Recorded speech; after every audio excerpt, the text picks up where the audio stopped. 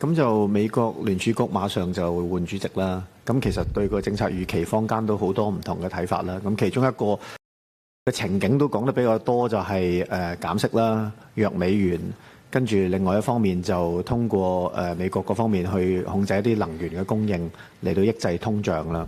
咁變咗弱美元，其實如果呢啲情景出現，或者聯儲局方面一啲比較大嘅政策改變，其實我哋應該一定有好多預警啦。咁但係如果弱美元一般嚟講，頭先都提到咧，我哋外匯基金可能80%都仲係美元資產。咁當然啦，弱美元對資產價值未必係差。方面我哋對於一啲比較大嘅改變眼前有冇做點樣嘅測算嚇？如果美元對整體美元如果真係弱勢，對整體我哋嗰個社會經濟有啲咩影響？咁呢度第一個問題啦。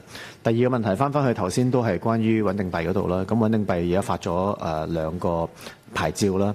咁其實之前因為申請方嘅人員都幾多嘅，咁亦都有好多人我知道都繼續關注或者係繼續維持佢個申請嘅。咁變咗我哋其實係咪有啲預期俾大家知道係咪嚟緊係真係會有第二輪嘅一個牌照咧？咁如果係，我哋會唔會有個時間性？譬如話2年咁3年，即係起碼等繼續有興趣申請方佢都知道佢要等幾耐，即係會唔會有個時間嘅考慮？唔該，主席。